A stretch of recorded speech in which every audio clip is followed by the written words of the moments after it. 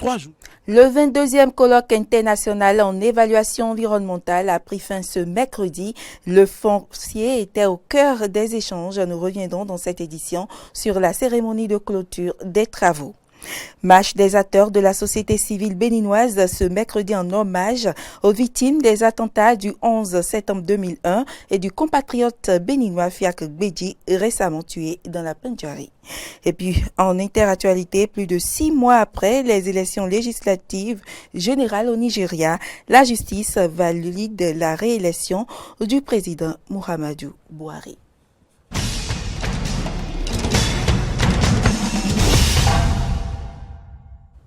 Bienvenue dans cette édition. Le 22e colloque international en évaluation environnementale a été clôturé ce mercredi. C'était en présence de la directrice de cabinet du ministère du cadre de vie et du développement durable, représentant le ministre du cadre de vie et du représentant du ministre des Affaires étrangères. Le point avec Mori Agua et Damien Pedro. 3 jours d'échanges entre participants venus du monde entier pour le partage de connaissances autour du thème évaluation environnementale et enjeux fonciers, la géomatique comme outil d'aide à la décision. Le directeur général de l'environnement revient ici sur l'une des questions qui ont occupé les débats. Le renforcement des capacités a occupé une bonne place aussi. Comment améliorer nos compétences? Comment travailler pour harmoniser nos politique, comment harmoniser tout ce que nous faisons dans le domaine de l'évaluation environnementale, dans la sous-région, dans le monde en général, ont été des questions qui ont occupé les débats au cours de ces 3 jours. Pour le futur, quelques propositions ont été faites par les participants, à savoir: pourquoi ne pas organiser ces conférences, ces rencontres, ces colloques dans les universités? Pourquoi ne pas prendre des thèmes comme évaluation environnementale et droits de l'homme, homme étant pris en grand H? Puisque dans les documents des Nations Unies, on parle de droits de l'homme, mais de plus en plus on parle de droits humains pour pouvoir prendre en compte hommes et femmes. Le CIFE a pris bonne note de ces propositions qui seront analysées et on verra dans quelle mesure on va faire passer davantage les programmes universitaires, les étudiants dans ces colloques que nous organisons. La directrice de cabinet représentant le ministre du cadre de vie et du développement durable a salué l'intérêt porté au thème au cours de ce 22e colloque du CIFE et la qualité des interventions. Je voudrais remercier tout particulièrement le conseil d'administration du secrétariat international francophone pour l'évaluation environnementale CIFE pour son implication dans la réussite de ce colloque. Ces 3 journées d'échanges et de débats intenses ont renforcé ma conviction selon laquelle des pistes de solutions existent face aux défis et enjeux que constituent les questions foncières pour les populations, l'État et autres parties prenantes engagées dans la gestion de l'environnement. En vous réitérant nos remerciements pour votre participation active, je déclare clos le 22e colloque international du secrétariat international francophone pour l'évaluation environnementale sur l'évaluation environnementale et enjeux fonciers. Rendez-vous pris donc pour le 23e colloque sur l'évaluation environnementale dans un autre pays. À la sortie du 22e colloque international en évaluation environnementale à Cotonou, certains participants, membres du staff de modération, se sont prononcés sur ce qu'il faut retenir de ce rendez-vous d'échange sur le foncier. Il s'agit du professeur Michel Bocor et du chef cellule environnementale du MAEP. Il faut retenir 2 choses, c'est-à-dire que l'évaluation environnementale et sociale, c'est une conditionnalité de la réussite d'un projet. Si cette étape est biaisée ou bâclée, c'est que le projet sera un éléphant blanc. Presque à coup sûr, tôt ou tard, ce sera un éléphant blanc, c'est-à-dire les impacts seront mal gérés et on va se demander pourquoi on a fait ce projet.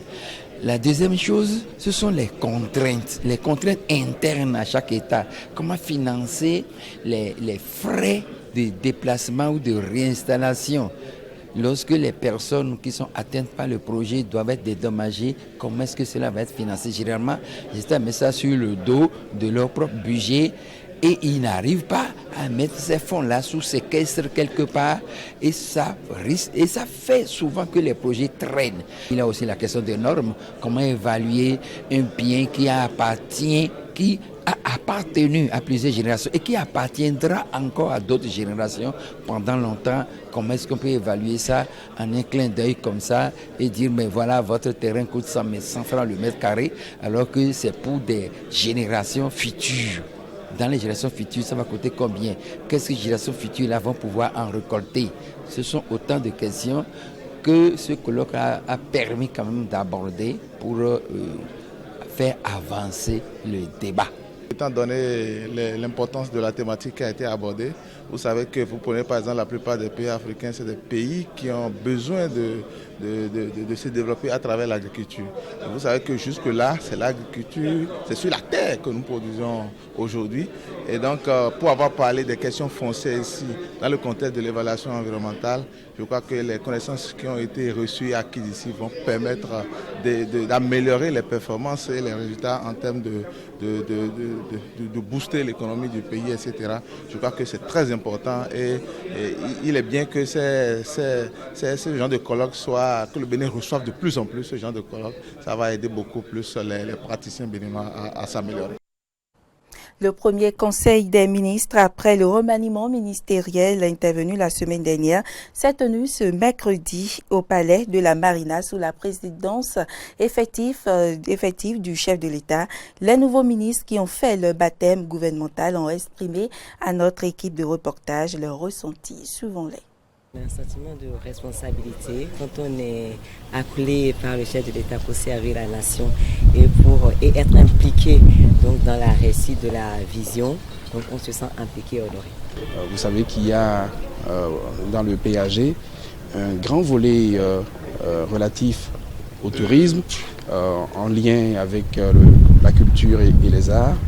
Et je crois qu'il est possible que nous puissions effectivement atteindre à court et moyen terme les objectifs assignés parce que la volonté du chef de l'État a été reconfirmée, les moyens existent et c'est à nous, aux équipes, de nous mettre au travail pour que nous puissions atteindre ces objectifs-là. Et nous sommes persuadés que le secteur touristique peut être le deuxième secteur, le deuxième pilier après l'agriculture pour la création d'emplois et de richesses dans notre pays.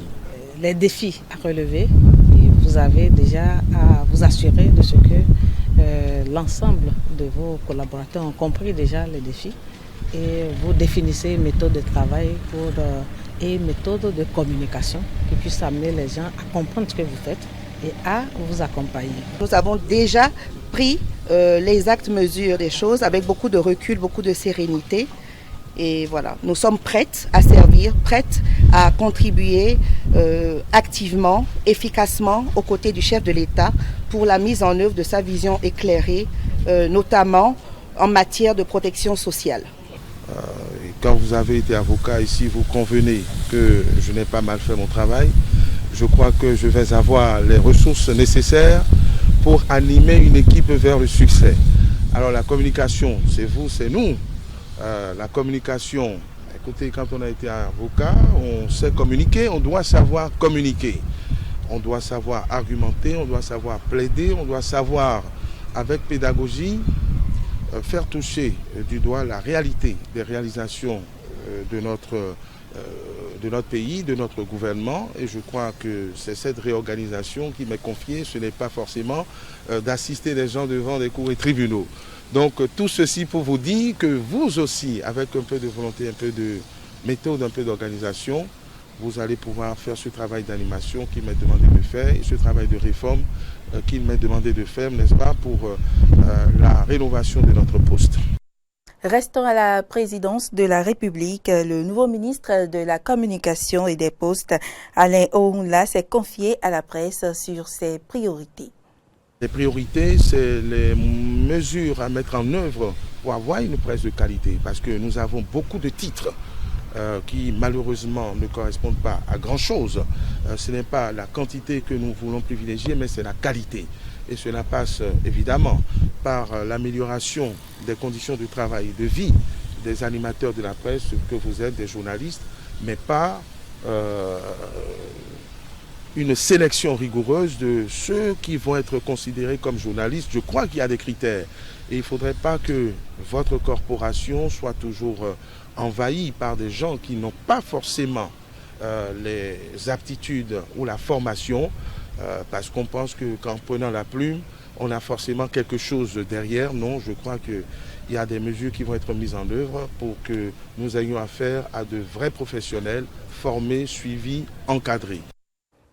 Le 11 septembre 2001, les terroristes d'Al-Qaïda frappaient durement et lâchement les États-Unis d'Amérique. En moins de 2 heures, 4 attentats sont perpétrés sur le sol de l'Oncle Sam. Les plus meurtriers, 4 avions de ligne sont détournés et dirigés vers des bâtiments symboliques du pays, dont le World Trade Center. Près de 3000 personnes sont décédées et 6291 blessées. Ce 11 septembre 2019, à travers une marche, les acteurs de la société civile béninoise ont rendu hommage à ces victimes, mais au-delà à toutes les victimes du terrorisme. Ils sont partis de l'esplanade du stade général Mathieu Kérékou de Cotonou pour échouer à la place de l'Étoile Rouge. En ce jour, 11 septembre 2019, journée mondiale de lutte contre le terrorisme, ces acteurs de la société civile ont tenu à rendre hommage aux victimes du terrorisme, notamment au compatriote Fiak Bedji, guide du tourisme, tué le 1er mai dernier dans le parc de la Pandjari. Cette marche, c'est pour une sensibilisation pour que les Béninois, tout confondu, la presse, les artistes, tout le monde, soit vraiment conscient pour savoir donc le terrorisme, ce n'est pas ni la joie, ce n'est pas ni la fête. Nous avons dit le 11 septembre de cette année, nous allons prendre ça pour célébrer en mémoire de notre frère Fiak Bedji et appel aux autorités à un éveil de conscience. Parce que ce qui se passe aujourd'hui dans les pays voisins, nous ne sommes plus loin de ça. Après une heure de marche et de sensibilisation, les différents réseaux ou plateformes représentés ont délivré des messages. Notre conscience est donc interpellée. Qui que nous sommes et où que nous nous situons sur ce globe, œuvrons donc tous pour que la paix règne et qu'au grand jamais, sous nos cieux, ce fléau nous atteigne. Au-delà des efforts des forces de l'ordre, il nous reviendra d'accompagner l'État en fouillant dans nos quartiers respectifs, de pouvoir détecter les intrus suspects, car ces gens n'agissent jamais seuls, mais toujours avec la complicité des habitants du territoire. Nous voudrions exhorter les Béninois et la population vivant au Bénin à la vigilance et à une bonne collaboration avec tous les acteurs chargés de réprimander et de prévenir ces phénomènes à travers la dénonciation de tout acte suspect pour faciliter le traitement des informations financières, individuelles, collectives, physiques et morales. Ces organisations unies contre le terrorisme entendent multiplier les actions pour la préservation de la paix et la protection des citoyens en collaboration avec les forces de l'ordre et le gouvernement. Et que retiennent les Béninois de ce triste événement du 11 septembre 2001? On écoute quelques-uns. 11 septembre 2001, c'est tout comme quand vous me rappelez la date, c'est tout comme si ça s'était passé hier. Nous avons tous été étonnés, le monde entier a été étonné du fait que les Américains n'ont pas vu venir cet attentat-là. C'est tombé sur leur tête comme un couperet où les terroristes ont emprunté l'avion de ligne pour aller casser les 2 tours jumelles aux États-Unis. Ah, c'était la frayeur. Le monde entier a bougé. Vraiment, plusieurs milliers de morts. des gens qui étaient allés au service, des gens qui passaient dans les rues. C'était la débandade ce jour-là.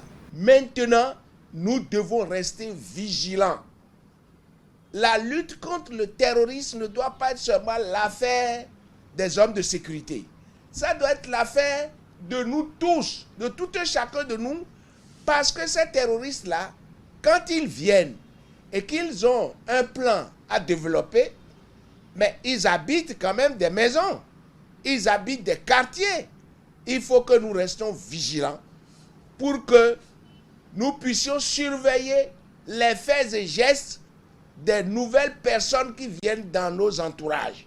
11 septembre, directement, ça nous donne l'idée de l'Amérique qui a été attaquée par les terroristes.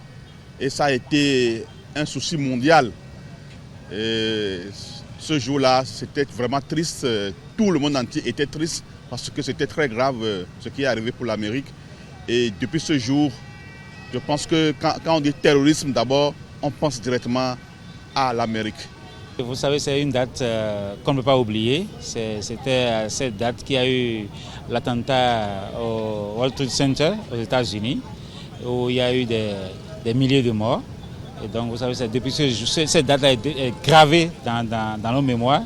Et c'est justement pour ça que déjà on a décidé, chaque 11 septembre, de commémorer la journée là, comme journée de lutte contre le terrorisme. Le 11 septembre, c'est une journée, je dirais une journée meurtrière, parce que ça nous rappelle les attentats à New York, où il y a des milliers de personnes qui ont rendu leur âme à cause des personnes de mauvaises intentions, parce que les preuves, les causes ne sont pas justifiables.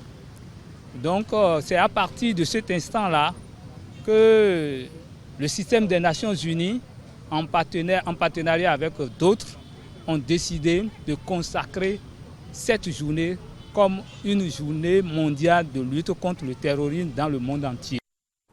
Hors du Bénin, plus de 6 mois après les élections générales au Nigeria, la justice valide la réélection du président Muhammadu Buhari pour un second mandat, un résultat que contestait l'opposition.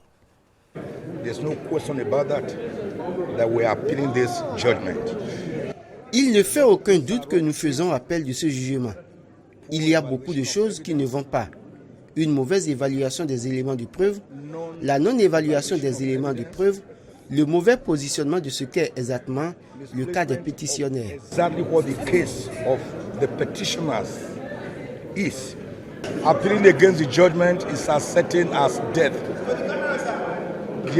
L'appel contre le jugement est aussi certain que la mort. Il y a 5 très bons chefs qui ont entendu cette pétition électorale et à la Cour suprême. Il y aura 7 très bons chefs qui entendront l'appel d'ici. Cela ne fait aucun doute.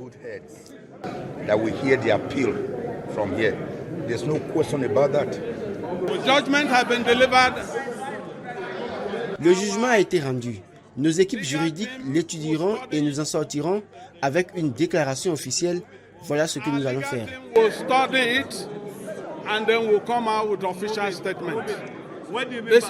This is what we are going to do. Ils ont choisi de se soumettre au processus judiciaire pour examiner leurs griefs et ils ont eu amplement l'occasion de déposer leurs allégations. Ils ont eu l'occasion de parler et de prouver ces allégations. Nous avons eu l'occasion de les remettre en question et le tribunal a rendu une décision à l'effet que les allégations étaient sans fondement. Et puis le cercueil de l'ancien président zimbabwéen Robert Mugabe est exposé au Bluru, sa résidence privée à Harare. Les restes de Mugabe sont arrivés dans le pays mercredi pour être enterré en début de semaine prochaine dans son village et non pas au monument dédié aux héros de la nation, ainsi que le souhaitait le gouvernement. La dépouille de l'ancien président du Zimbabwe, Robert Mugabe, retourne dans sa maison à Harare avant plusieurs jours d'hommage et des obsèques nationales dans un pays divisé par l'héritage très controversé de ses 37 ans de règne absolu. Le président zimbabwéen Emerson Nagawa lui a rendu ce jeudi un dernier hommage. Mesdames, Messieurs, ce sera tout pour cette édition. Merci pour l'attention et à demain.